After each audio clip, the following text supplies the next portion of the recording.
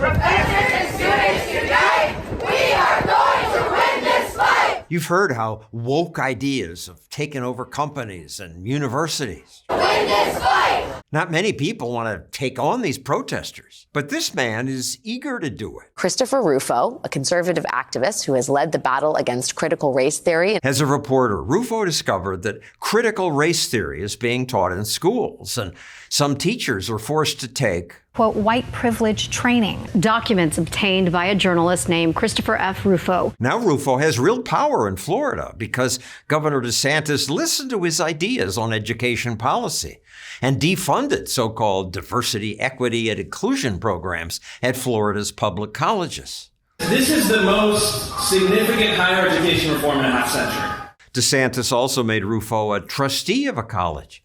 I asked him about that and other controversies. Here's our full interview. You've got this new job now as a trustee of New College, and people hate you. I don't think so. I would dispute that. I have certainly some critics, but I think what they hate is a kind of fevered hallucination of what I might be. At the New College of Florida's recent student meeting with new board members, tensions are running high. And look, what we've done at New College in the first, matter of months was quite stunning. I understand, but what we've done is we fired the university president. We I think facilitated the exit of the university provost. We fired the director of DEI and abolished her entire department. We've now are set to release a new classical liberal arts curriculum that will totally overhaul the curriculum. And we're recruiting, in many cases, different students from classically liberal, center-left, center-right, and conservative families who don't have an option in the public education, who rather haven't had an option in the public education system.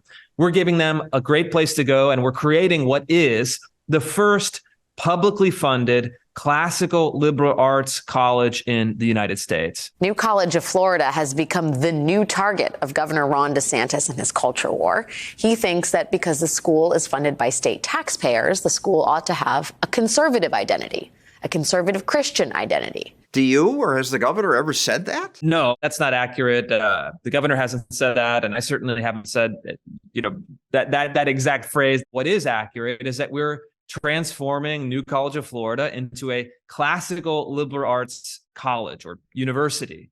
And it'll be the first of its kind. What does that mean? You're going to teach Western values, which favor white Europeans?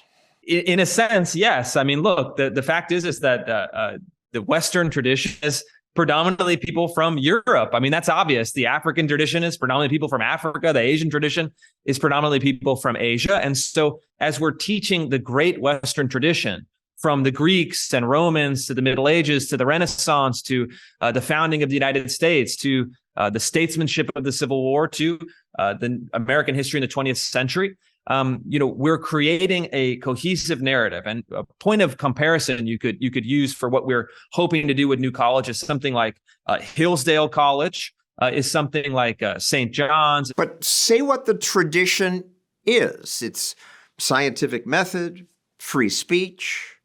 What are you going to teach? The core curriculum is going to be based on the classical liberal arts model from the past, 2,500 years. You're learning how to do rhetoric, logic, politics, philosophy, civics, all of those core humanities disciplines. And then we're going to have kids reading the great books. You're going to be reading Plato, Aristotle, Aquinas, the founders, Lincoln, Frederick Douglass, all of these great books from the Western tradition, from the American tradition. And I think what we're going to get is a balance back to the University of Florida system as a whole. I hope, and I'm very explicit about this, I hope that New College is a very friendly place for conservative families to send their kids, for conservative kids to get an education, because all of the other universities, again, all of which are much larger than New College, are dominated by DEI ideology, by left-wing race and gender studies, by this kind of postmodern mishmash of kind of boilerplate progressivism. And I think that restoring a sense of balance, a sense of choice, a sense of variety a sense of fairness, really, in the state education system as a whole. Establishing New College as something different, very, very important. It's also serving a large market of Florida families that are skeptical of, what is really left-wing indoctrination in many public universities. They have now an option within the public education system to send their kids where they're going to get a rigorous education. They're going to hear many sides to the issues, but it's going to be rooted in that great tradition and those great books. And then the MSNBC anchor goes on. New reforms for higher education in Florida, ones that will eliminate diversity, equity, and inclusion. We've already done that. I mean, we abolished the Diversity, Equity, and Inclusion Office altogether. Are you eliminating diversity and inclusion? We are eliminating the DEI bureaucracy in order to achieve real, diversity of opinion, diversity of options for Florida families. We are abandoning equity, that's for sure, in favor of equality. We're treating everyone equally as an individual. We've actually passed a board resolution eliminating any kind of unfair treatment or disparate treatment based on identity, so that everyone that applies to New College, everyone that is involved in any decision-making at New College will be judged as an individual regardless of race or sex. And we're actually restoring inclusion, because we're including all of those Florida families, all of those faculty, all of those ideas and concepts that have been ruthlessly suppressed and excluded from our public universities. And so I don't like to say that, we are the real diversity, equity, and inclusion. I think those are bankrupted and really poisoned words at this point. I like to think of what we're doing at New College as restoring the classical liberal arts tradition, restoring the great principles of freedom and equality as they've been developed in the American context over time, and then bringing the voice of the citizens of the state of Florida back into the decision making about what happens to our universities and what kind of values that we transmit from one generation to the next. The president of the Professors Union. It's clearly an attack on free speech in higher education. No, the First Amendment entitles you to free expression as an individual, but it doesn't entitle you to a permanent taxpayer subsidy for the government to subsidize and promote your speech through government agencies. Our dear friend, the faculty president, should maybe consider attending law school. The vast majority of you, 95% roughly, agree with me that there are significant problems here. No. You're the problem. You are the problem. No, you are the problem. No, I'm not the problem. I'm actually the solution. And unfortunately, for the people who are used to left-wing domination over public universities, the solution can be perhaps a tad painful in the short term. A student says the New College Admissions Office has reported students calling to unenroll and request deposit refunds as a direct result of your appointment to the board and subsequent inflammatory remarks on social media. Because of you. If these are students who reject classical liberal arts education and they don't want to participate, that's fine. I'd be happy for them to find another place. I would happy to do whatever I can to facilitate something that is a better education for them. But the reality is that in the next 2 to 3 years, I think we're going to have increasing and growing enrollment in New College. In the meantime, there's going to be a recomposition of the student body. Have you lost students? The numbers aren't out, but I actually think that we're on track to have really kind of recent record high student admissions, despite the fact that we missed the marketing cycle for recruiting students. And so we'll find out in the coming months. But what we are certain of is that in the medium term, we're positioned for the college to grow, for the college to achieve targets that it has failed to achieve now for going back many, many years. There's this woman, Sarah Parker. Am I going to have to worry as a community member that I'm going to have to come down here because students don't feel safe because Proud Boys and Oath Keepers are outside with guns? She goes on and on about the Proud Boys and the Oath Keepers. Say their names. Say their names. Say the Proud Boys and the Oath Keepers. Say their names. What's that about? Yeah, that one kind of took me for a loop. There are no Proud Boys or Oath Keepers or even left-wing militias like Antifa and the John Brown Gun Club.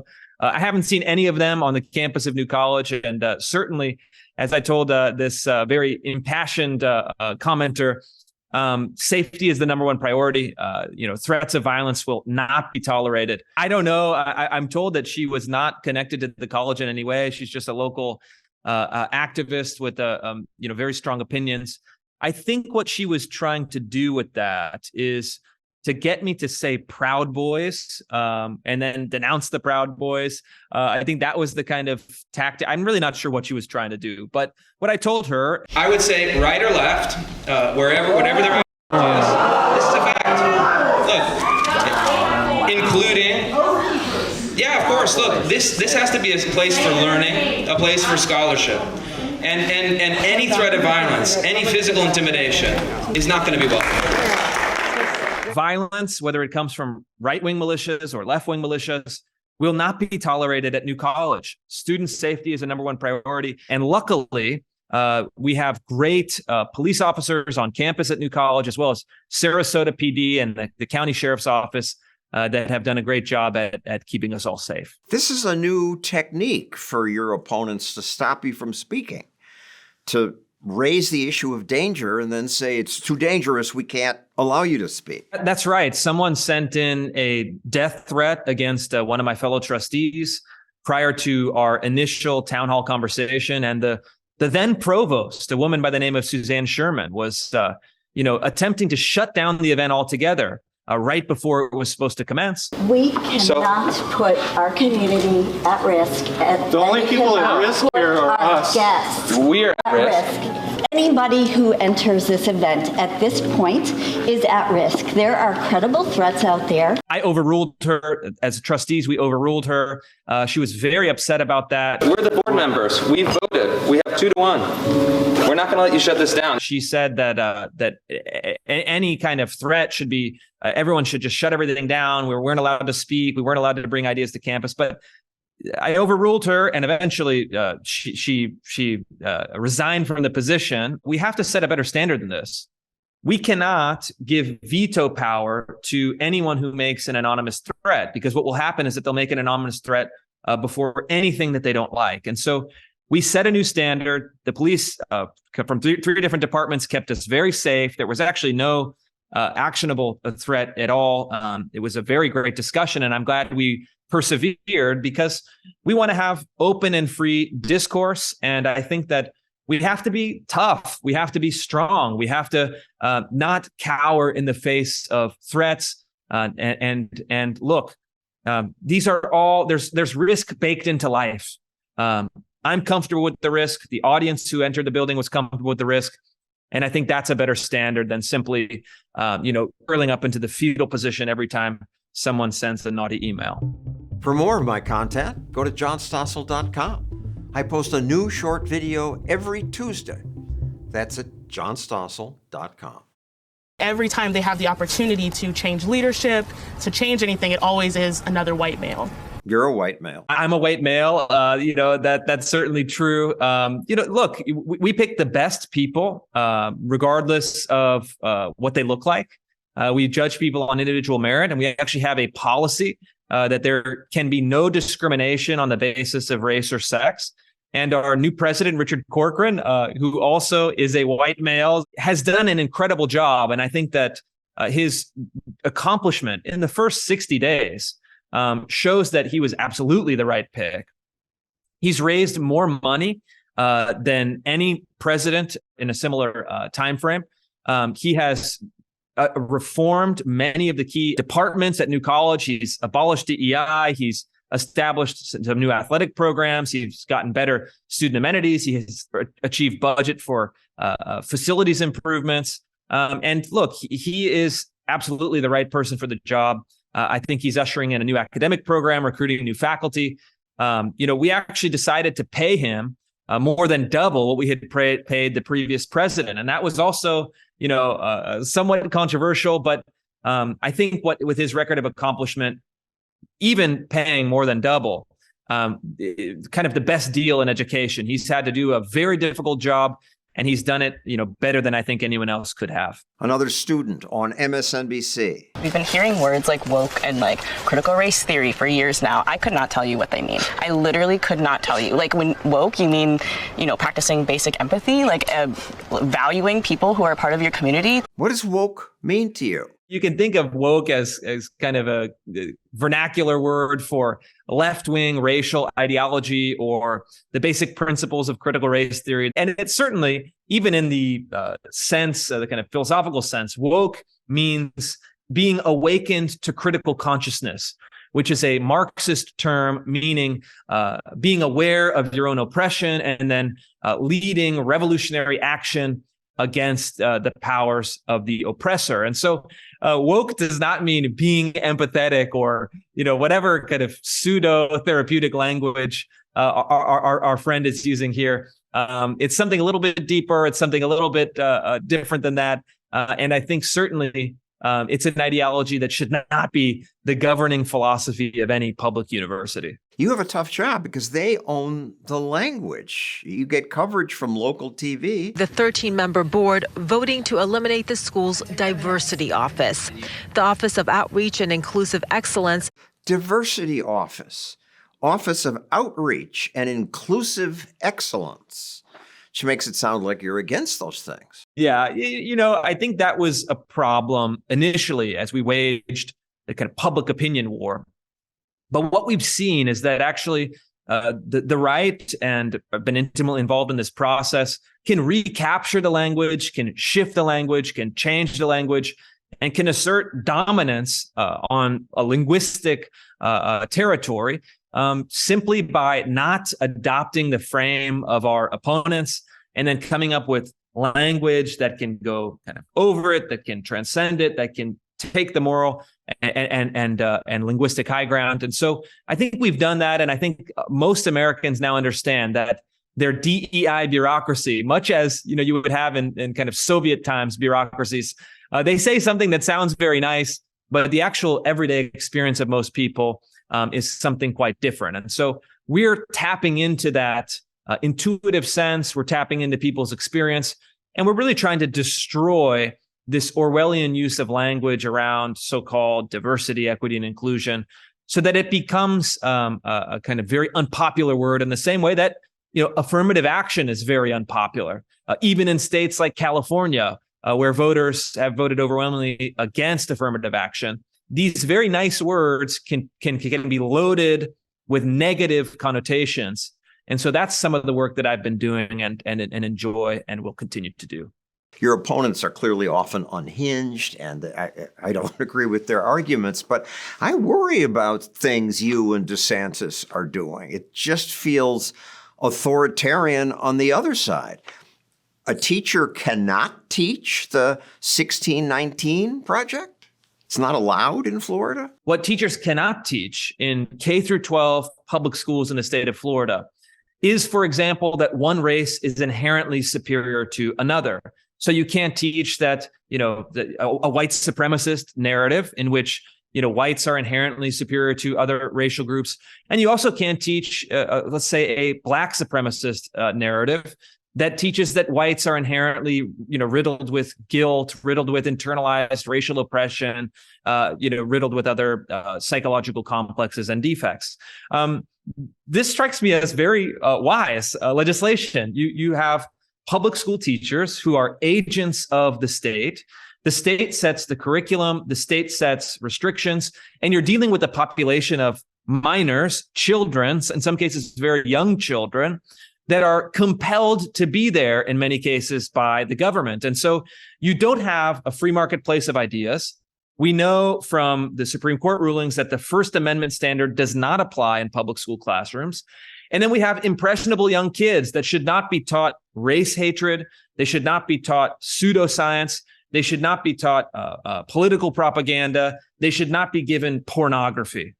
These are very basic standards which have widespread agreement. And what we've done in Florida and other states is simply codify them into law, because unfortunately, many teachers, especially in blue states, are teaching racial superiority theory. They're engaging in widespread racial scapegoating, and they're injecting pornography into the public school classrooms. And so we're dealing with a real problem that unfortunately has cropped up in the last couple of years. And these are common sense restrictions that aren't authoritarian.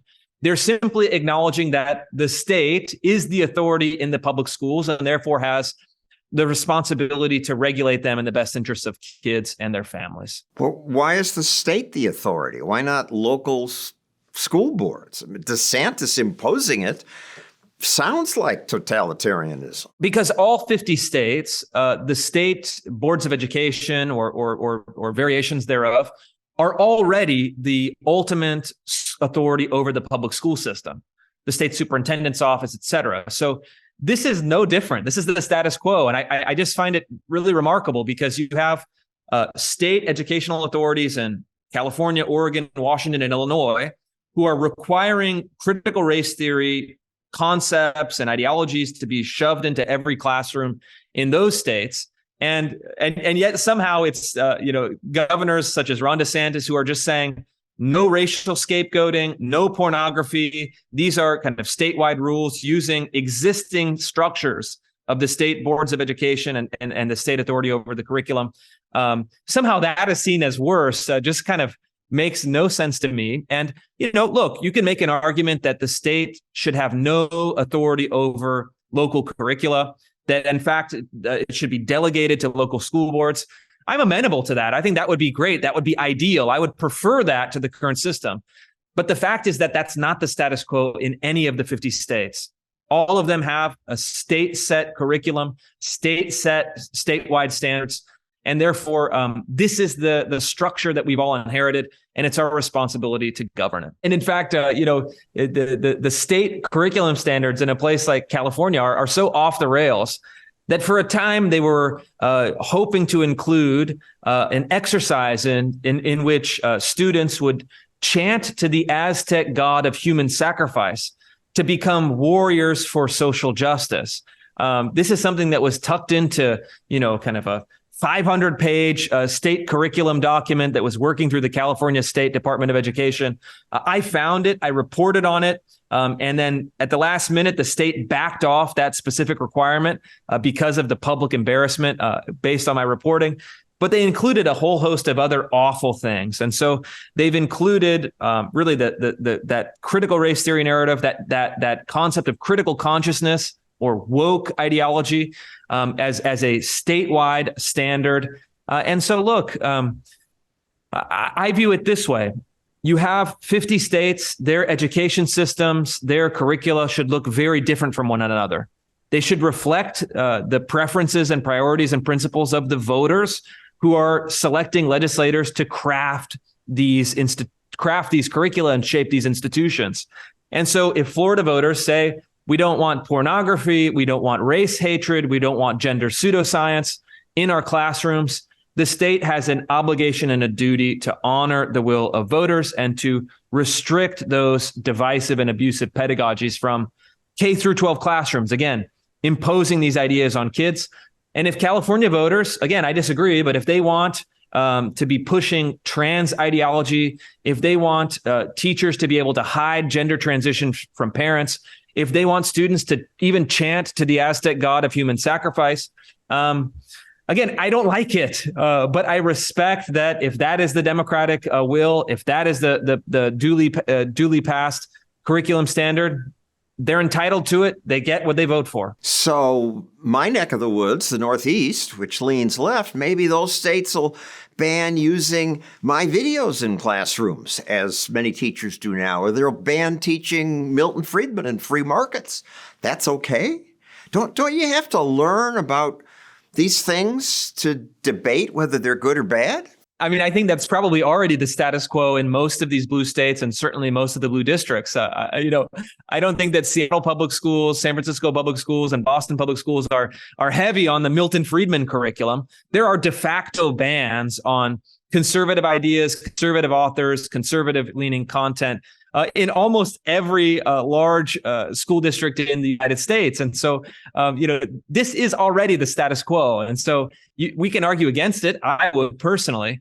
But to pretend that this is a kind of equivalence, I think is just wrong on a factual basis. And you don't worry that in the future, the new Florida governor will just flip these things and require teaching of critical race theory? Look, if the Florida voters elect a Democrat to the governor's mansion, if they elect Democrats to the state legislature, almost certainly they will be adopting a new curriculum that pushes critical race theory, that pushes gender ideology. Of course, I worry about that. But that's what democracy is for. That's what politics is for. And there is a mistake in many kind of right liberal conservatives have made to imagine that institutions are neutral, to imagine that public schools are a free marketplace of ideas, to have this idea that is false, that all opinions should be welcomed in and included in the curriculum. That's not only practically impossible. There's limited time and limited space, but it's also deeply unwise. We've known since Aristotle's Politics, his theory on education, that education should be oriented towards shaping good citizens. It should be oriented towards the true, the good, and the beautiful. And I just don't think that there's any equivalence between teaching the truth and teaching lies. If you know something is a lie, it should not be included. I don't think that we should be teaching Holocaust denial in kindergarten, for example. I think that including it is wrong. I think it's unwise. I think it would be awful public policy, and I think it would be morally unacceptable. And so we're left with choices. We have to make these choices. We can't evade these choices. And I think that conservatives are finally learning that, and someone like Ron DeSantis has really led the way. The free speech group FIRE has sued, saying basically no ideas are so abhorrent that they should be banned. They've sued at the university level, saying that there should be no restrictions on classroom teaching. They have not sued, and in fact, they have said that these bans are likely constitutional completely, and I think they are assuredly constitutional at the K through 12 setting, because there is different precedents. There are different settings, right? University is dealing with adults. University is dealing with people who voluntarily choose to attend, and a university setting is a place for more open and robust discourse and debate. Whereas a kindergarten classroom is dealing with 5-year-olds. Students are compelled to attend by the government. And then it is a more tightly regulated environment because you can't have a freewheeling debate with kindergartners. You certainly can't expose them to pornography. You can't teach them to judge each other on the basis of their race. These are things that shouldn't be happening in kindergarten. Even if, let's say, they could be subjected to debate in the higher education sphere. But the problem with an organization like FIRE is that they've adopted a kind of amoral philosophy. They view all ideas as kind of amoral vessels that should be treated equally in the public sphere. And so they'll likely defend, let's say, a conservative professor who might have pro-life views. But they'll also defend, for example, a professor who's advocating the destigmatization of pedophilia. And so they say, we want to maintain a totally neutral stance towards any ideas, concepts, and ideologies. And this is a problem for two reasons. No one has a monopoly on truth. Well, I mean, certainly no one has a monopoly on truth, but some people are wrong and some ideas are better than other ideas. I would argue, just even for one example, that someone treating the Holocaust as a historical atrocity is a better idea than someone engaging in ahistorical Holocaust denial. Pseudo activist groups that adopt a kind of a myth, they adopt an institutionally neutral position, would treat them as equal, on both sides of these debates. But ideas are not equal.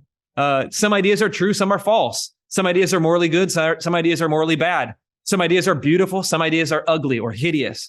And so, first of all, as a matter of simple truth, we should not be treating all ideas equally. That is, we should be treating people equally as individuals through kind of due process and other equal government processes. But we should prioritize ideas that are true, good, and beautiful over ideas that are false, bad, and ugly. This should be this should be a common sense thing, even in higher education. But the second problem, and a more kind of practical problem, is that the defense of institutional neutrality that organizations like FIRE engage in takes the status quo as if it were neutral. But what we have is actually a status quo in which left-leaning activists and ideologues are totally dominating higher education. You have many academic departments that are 20 to 1, 30 to 1, 50 to 1, even 100 to 1, liberal to conservative faculty.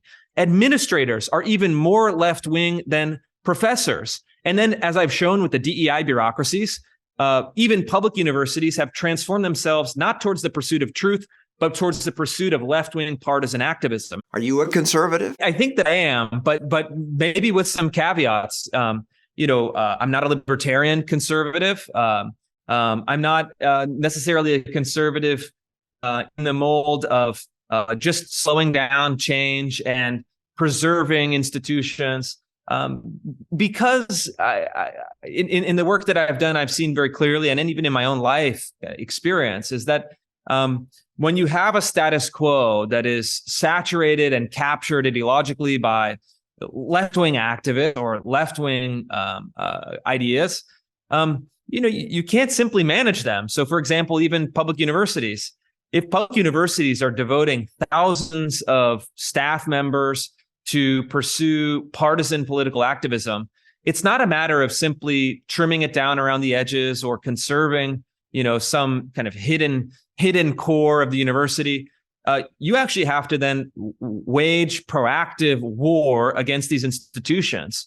And you actually have to be a much more aggressive and active reformer in order to get to anything resembling those bedrock conservative principles. And so I'm in this bizarre position of being a conservative who is a much more activist and reformist and aggressive, demanding significant wide-scale public policy changes in the interest of getting to maybe more classically liberal or classically conservative social status quo. Institutions like FIRE, which maybe have good intentions, end up actually reinforcing and protecting the status quo that is very left-wing and not neutral at all. And so from a practical matter as well as a philosophical matter, I think this is a totally terrible way of looking at things.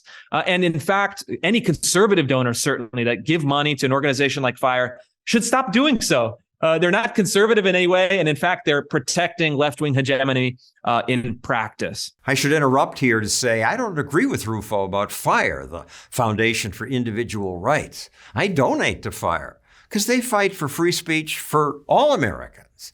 Rufo, by contrast, is a conservative activist who wants government-funded schools to promote ideas he supports. He wasn't always such an activist. He used to make films for PBS about things like poverty. I spent 5 years exploring this lost American interior.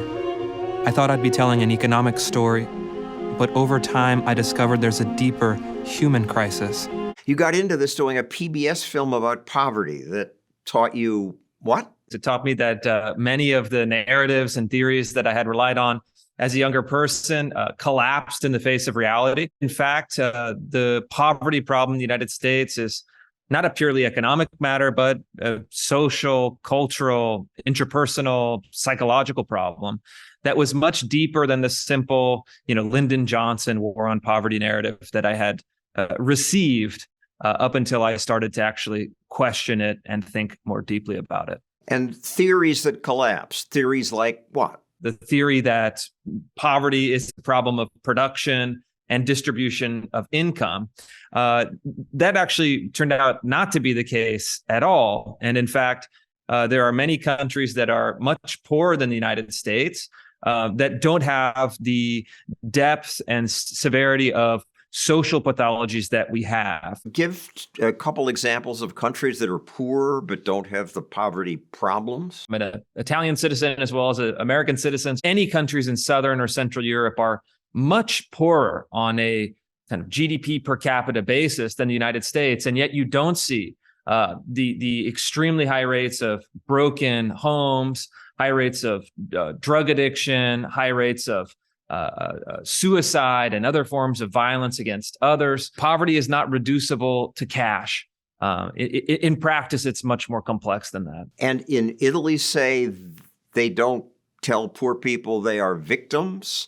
They spend less on poor people. What's the difference? It's complicated. The United States spends more per capita on means-tested anti-poverty programs than Italy. Although, of course, Italy has a larger state bureaucracy. It has, socialized healthcare, socialized education system.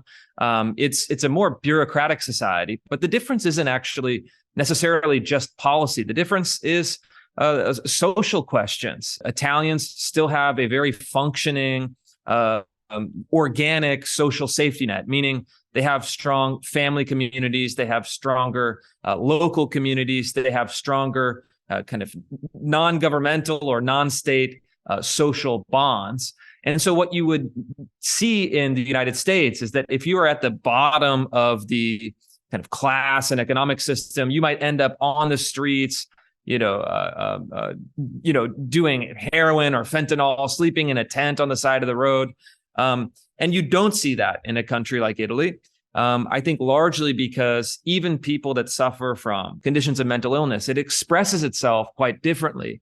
And those social factors buffer in some of the worst expressions that, unfortunately, the United States seem to be encouraged and enabled. In the United States, we told poor people that if there were two parents in the house, the check might be cut off. That doesn't happen in Italy? Yeah, that's right. And if you look at even other European countries in recent years, I just spent 6 weeks in Hungary doing a visiting fellowship and learning more about the policy in that country. And Hungary has about a quarter of the GDP per capita of the United States, meaning it's 75% poorer on a comparative basis.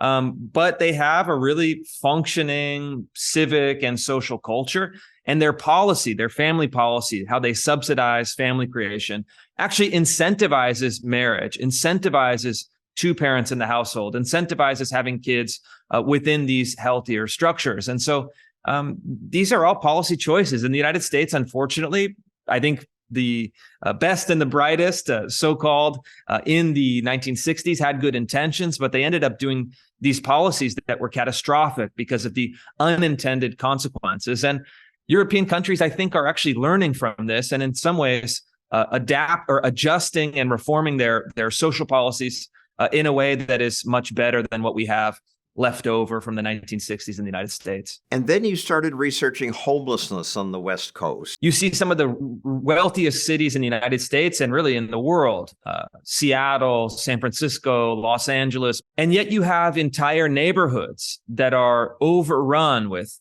thousands of people sleeping on the streets, sleeping in tents, sleeping in broken down RVs, in the most nightmarish conditions imaginable. I mean, really, sub-third world conditions. They spend an inordinate amount of money, in some estimates, $50,000, $60,000 a year per person who's living on the street. And the problem seems to just get worse and worse and worse. And so policymakers, despite virtually unlimited budget, have not only failed to reverse the trend, but actually accelerated the trend, leaving these cities in a state of disaster. Most of us know about that now. What's new is that you started getting leaks from officials. What's new is that, certainly, especially after 2020, with the COVID lockdowns, with the George Floyd riots, all of our institutions suddenly started adopting, what we now think of as the critical race theory narrative, that the United States was a systemically racist country and that all social problems in which there was a disparate outcome based on racial categories were the result of discrimination, systemic racism. What I started receiving was public officials and, even, mid-level bureaucrats so exasperated with what was happening in West Coast cities and then really all of our public institutions. They started feeding me documents of the most political and ideological kind, and to try to help me understand why our institutions were failing to address the problems, and to just even show me that they've been really captured by these left-wing ideological narratives. Including things like, are white employees speaking too much? That's probably internalized racial superiority. Speaking too little? That's oppression too, because silence is violence. In a sense, it seems contradictory, right? If you're white and you speak too much, it's racist. If you're white and you speak too little, it's racist. But the intention is not to achieve a logical and consistent policy. The intention is to have an emotional lever against you no matter what you do. So it's a damned if you do, damned if you don't. And it's designed as a form of manipulation. And so if you can make people feel uneasy, whatever behavior they adapt, and then dangle in front of them the politically correct solution, well, you have to say this, you have to say it in this way, and you have to then shut up after you've said it and delegate your moral thinking to others.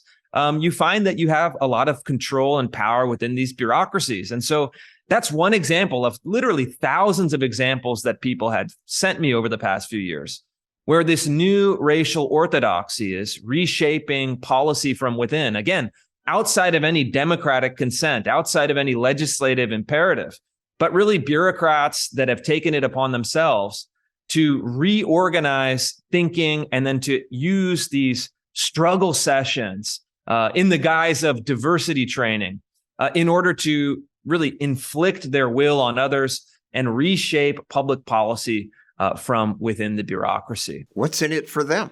Why do it? What's in it for them is career advancement. Anyone in a large bureaucracy, public or private, knows that diversity, equity, and inclusion, or having the right ancestry or sexual orientation, is a surefire way to get that next promotion, to get noticed, to get included in a leadership council or role. But there's also something that is a more intangible benefit. It's the benefit of social status and prestige, and then cultural and emotional power over others. I found that in many cases, the people who are preaching tolerance, inclusion, compassion are actually using those as weapons and shields to actually implement a more control-oriented vision, to actually wield power over others, to use shame, guilt, and other dark emotions in order to wield power from within these bureaucracies. And, unfortunately, it's very successful. All of these folks are terrified of committing a faux pas or committing a violation of this new racial and sexual orthodoxy. And so people who are more, let's say, conservative thinking or even kind of center-left thinking have learned to simply shut up because if you transgress this new ideology that has taken over all of our institutions, you're putting yourself at grave reputational and even financial risk. Your critics say you're just making most of this stuff up. You made up your own thing, bro. You made up your own thing. The New Yorker did a big profile on you and titled it "The Conservative Who Invented the Conflict Over Critical Race Theory." You invented this. Yeah, I mean, I would say, I discovered it and I'm a combatant in the conflict. But the accusation that I'm making this stuff up is really one of the most bizarre, one of the most brazen lies, because in contradiction to many of my colleagues in the more mainstream or left-leaning media, corporate media, I actually post all of the original source documents for every one of my stories. And so sometimes it's 20 pages, sometimes it's 500 pages, but I make sure to post right in the bottom of the article a PDF with all of the original source documents, videos, links, text, conversations, whatever it is that I'm reporting. It's always 100% substantiated by hard documentary evidence that has never been contested. Never once have any of these institutions said, well, that document is not authentic, it's not real, it's not what we meant. So I've proven with, again, source document reporting, all of these claims. And I think that it's so embarrassing for my opponents. It's so shameful when it's exposed to the sunlight that they've engaged in these accusations as a form of denial. They can't grapple with the fact that it's true, so they pretend that it's not true and they hope that it goes away. but it's not going to go away. In fact, it's actually expanding rapidly in all of our sectors: education, healthcare, government, corporations. And so eventually, and I think this is happening really certainly in the last year, they've stopped, for the most part, saying that this is not true or it's not happening. And either they've backed away from it, or they said, well, actually, it's happening and it's good that it's happening. So the debate has shifted. And I think that even my most vociferous critics would now admit that the stories that I've published are all 100% true. They're 100% happening, whether or not they would defend it on the substance. For more of my content, go to johnstossel.com. I post a new short video every Tuesday. That's at johnstossel.com. And back up a bit and talk about how it built. You got these emails from the Seattle Police Department, from judges, Department of Corrections, and you tweeted it and you got some replies. And then what happened? Yeah, once I started this line of reporting, it really kind of snowballed in an organic way, especially using social media. So I did, one story, and then I'd get, 5 or 6 people sending me documents that I might package into another story. And then suddenly it was 100 people and 1,000 people. And then as these stories really picked up steam, first on Twitter, then in publications such as City Journal or the New York Post or the Wall Street Journal, and then on cable television, on mostly Fox, but also MSNBC and CNN as the narrative started building. Over the course of it, I think I gained around 5,000 different sources sending me documents from all sorts of institutions. Of course, not all of them were newsworthy. Some of them were, trivial, or some of them were, not quite enough to make a news story, but many of them were. And in fact, I was only able to do the reporting, verification, fact checking, and then the writing for a small number of the sources that contacted me with documents. And so the picture that's painted from this is that these are not isolated incidents, but in fact, this is the mainstream in almost all of our institutions. And one of the kind of most mind-boggling series of reports that I did was in Fortune 100 companies. These are the great bastions of American capitalism. But in fact, the ideology inside these companies is a left-wing racialist narrative, or a kind of activist, a queer theory-based narrative. What does racialist mean?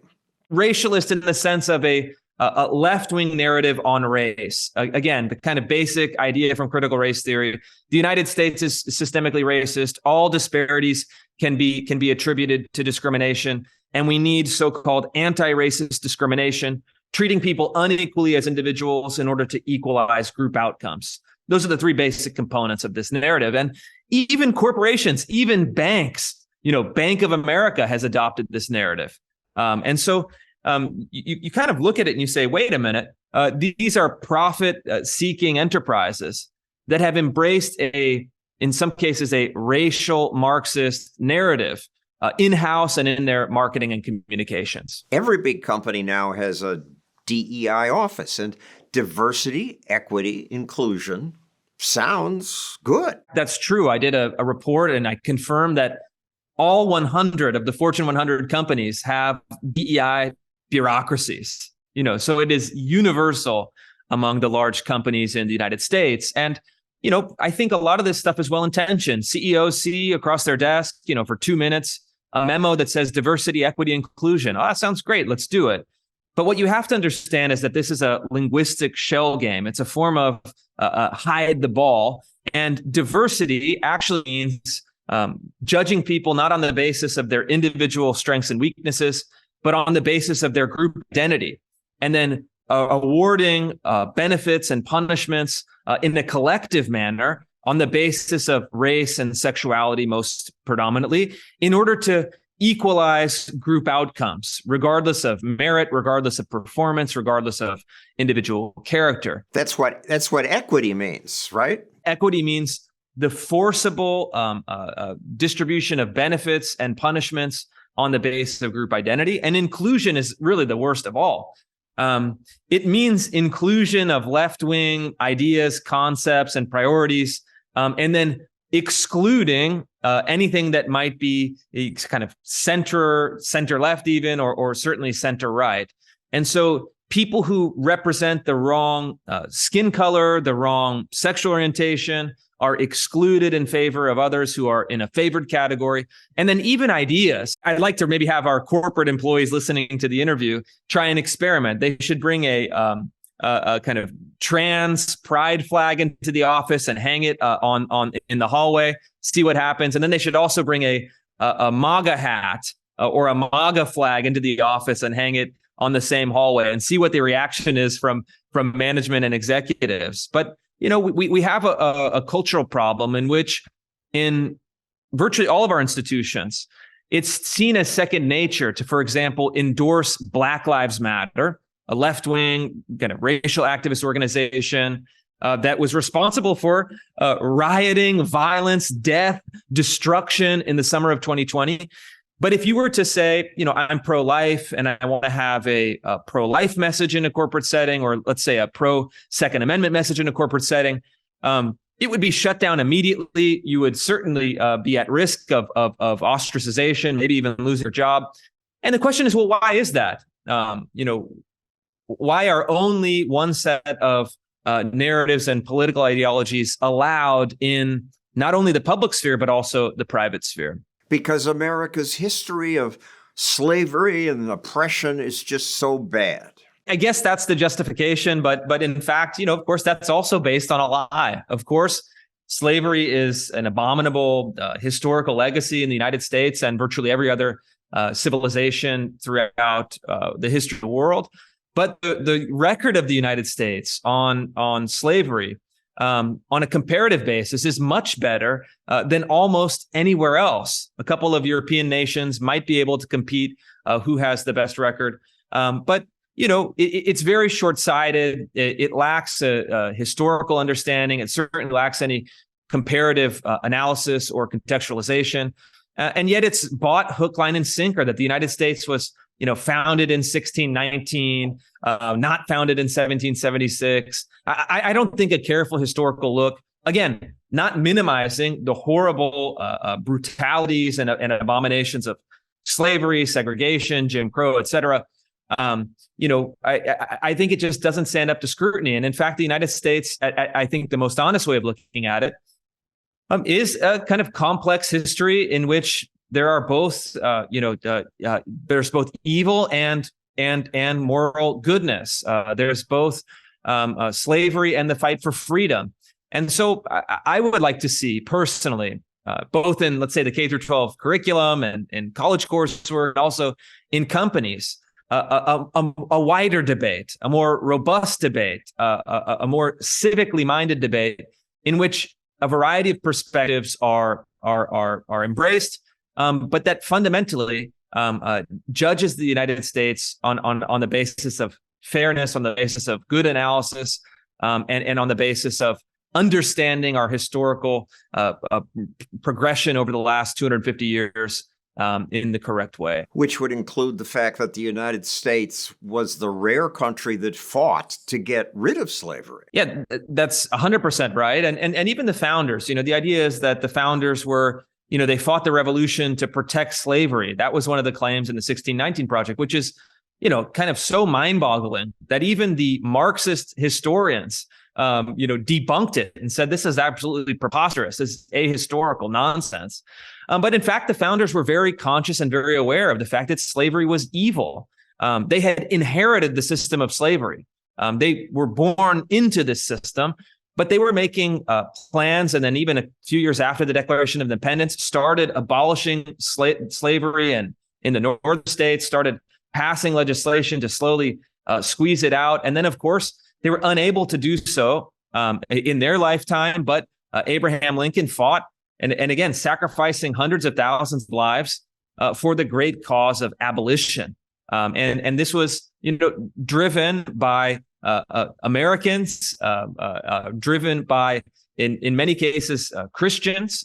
The abolitionist movement, of course, was the outgrowth of predominantly Christian communities and Christian belief systems that all were created equal under God.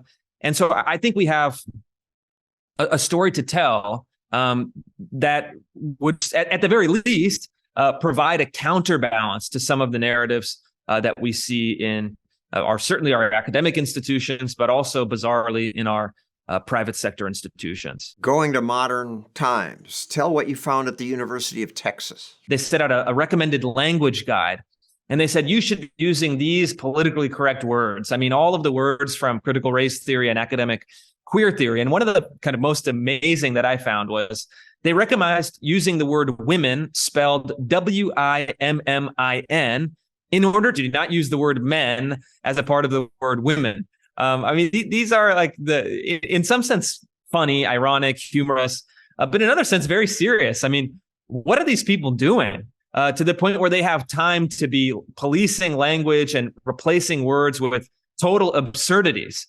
We certainly have a bureaucracy problem as well as an ideology problem at these institutions. What they've done is they've created these large bureaucracies, sometimes involving hundreds of people, even thousands of people across the various academic departments and administrative units that are pushing left-wing activism under the guise of DEI programming. And this is, part of they use like psychological reconditioning programs, white privilege trainings, white fragility trainings, unconscious bias trainings that are scientifically unsupportable.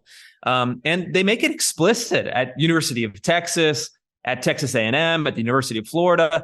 Their goal is to use public dollars at taxpayer-funded state universities in non-academic bureaucratic roles to train students to become left-wing activists. University in Florida, public university, was even training students on how to participate in violent left-wing protests, how to really go to the mat for BLM, for Me Too, for pro-abortion organizations.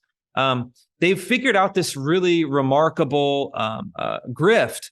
They take public dollars from conservative voters and they use it to fight very left-wing partisan ideological fights against the priorities and principles and beliefs of those voters. It's this really remarkable problem that has been unfortunately allowed in many states, but we've just had the state of Florida abolish it, and I think the state of Texas is poised to do so as well. Sandia National Laboratories. These people design our nuclear weapons. Now they have diverse interview requirements. At least one qualified woman and a qualified minority must be interviewed. Sounds fair. Make up for past discrimination. Yeah, I mean, Sandia actually is, and it's much worse than that. I mean, I think setting race and sex quotas is wrong. I mean, certainly you should be open to and encouraging a wide variety of people to apply to jobs. You should interview everyone fairly. But at the end of the day, when we're talking especially about nuclear weapons, you need to have the most capable individuals regardless of race or sex. And so even if you accept, and I accept this, a historical legacy of, let's say, racism, for example, which is undoubtedly true, and I think actually does have an ongoing impact on educational attainment, for one example. The solution is to improve the pipeline, not to push people into jobs designing nuclear weapons that aren't the most qualified on an individual basis. But the Sandia Laboratory was really a kind of incredible story. They ran, in one case, a white male re-education camp in which they sent white male executives working on, projects including, nuclear weapons to a 3-day camp where they had to atone for their white privilege, atone for their heterosexual privilege, atone for their male privilege, and even write letters of apology to imaginary women and people of color, apologizing for how they were born. And so it's not only a waste of money. Of course, the laboratory receives, large sums of taxpayer money, although it's technically independent. It's really shocking that you would be, putting people through these psychological conditioning programs that provide no benefit on a technical basis, no benefit on a social basis. They're really just used to degrade people. And I felt really awful just reading the documents for that particular training, because you can imagine these guys, 45, 50, highly accomplished engineers, sitting through this stuff that I know, for a fact that most of them reject, but they privately have to agree to. They have to grumble. They have to apologize. They have to, kind of degrade themselves publicly. And this kind of thing is happening, unfortunately, all over the country. You've written a book about some of this, America's Cultural Revolution, How the Radical Left Conquered Everything. Everything? It does seem like they dominate the culture utterly. That's certainly true. But if you look at the institutional landscape of the United States, I think it's accurate to say everything, because if you look at K through 12, that is fully dominated by left-wing ideology. If you look at the higher education system, that was probably the first to go, fully captured. If you look at the federal government, I mean, many departments have, a 10 to 90% to 10% right composition at justice and EPA, education, many other government departments. And if you look at even corporations, left-wing ideas are pushed at the highest levels, while conservative ideas are systematically excluded. And so certainly as a matter of elite culture, it is totally dominated by the left across the institutional landscape. And so I think that the book is an attempt to really explain why, to substantiate the argument, and to show people where this came from, how it happened, what strategies and tactics these activists have used over the past 50 years to get in the position that they are today. Let's jump to high schools, mostly teacher certification. Maryland, Connecticut, and New York all require master's degrees. Good. Let's make sure the teacher really knows the material. What's wrong with that? It's this kind of credential inflation that doesn't actually serve students. In many cases, it doesn't really serve teachers. But who it does serve is the permanent bureaucracy that operates as a cartel. You have to come to our education school. You have to purchase our master's degree. We now have guaranteed employment because of this cartel-like structure enforced by the state. And so, there haven't, even in Washington State, I think it's either passed or is pending legislation that would require daycare workers to have college degrees. I mean, these are absurd. It doesn't, there's no evidence that it contributes to greater teacher quality, to greater student outcomes. And so I would actually prefer to go the other way, saying that if you have a bachelor's degree in a subject area, let's say you have a bachelor's degree in biology, you're automatically qualified to teach biology in the K through 12 level, from elementary school all the way up to high school. And I'd like to have alternative certification methods, so that we don't just keep funneling money to these totally captured and totally ineffective graduate schools of education, but we get people that are young, smart, excited, knowledgeable, they have a college degree, they have subject matter expertise, into the classroom to teach. And so states such as Florida, Arizona, and others are now reforming the teacher credentialing laws. And this is one place where, of course, I agree with many of my libertarian friends. We should make it easier for smart, ambitious, capable people to teach our kids, rather than sending them through the deadening and totally captured graduate schools of education. Albert Einstein would not be allowed to teach physics or math in my state. And what did Albert Einstein really know about math? I mean, it's absurd. And of course, not everyone teaching elementary school will rise to the level of an Einstein. But, the idea is very simple. If you have a college degree in math from, let's say, a flagship state university, you are capable and qualified to teach eighth graders, geometry and algebra. It isn't rocket science. And we've had a great education in the past without all of these kind of credentials upon credentials upon credentials. I'd like to really wipe out large numbers of these credentialing cartels because they really don't serve anyone. And while we're at it, might as well abolish teachers' unions as well. Well, yeah, that would be good. But the teachers' colleges would argue, okay, maybe you know math, but we need to teach you how to teach and how to deal with kids. Yeah, I mean, it sounds nice in theory, but there have been multiple rigorous academic studies that show that these master's degrees and these kind of pedagogical trainings don't lead to any better student outcomes. And so if they were doing that and if they were achieving that, I would be open to a debate and a discussion. But the fact that even on their own terms, even using their own arguments, they fail to achieve it signals to me that something else is going on and that they shouldn't be trusted. And look, I think that the best thing for teachers to do to get training is to get into the classroom, is to have that year of working under another teacher in the classroom training, working with colleagues, working with principal, working with other administrators, perhaps doing some reading or some study on pedagogical techniques. But in my experience, inside the classroom, outside the classroom, teaching is a skill that is best learned by teaching. And I think that holds true across the board. Thank you, Chris Rufo. You're an unusual advocate in that you can take grief from some nasty people and you cheerfully argue back. So thank you for your time. Hope to talk to you again. All right. Thank you. Thanks for listening. New episodes drop the first and third Mondays of every month. You can subscribe everywhere you get podcasts.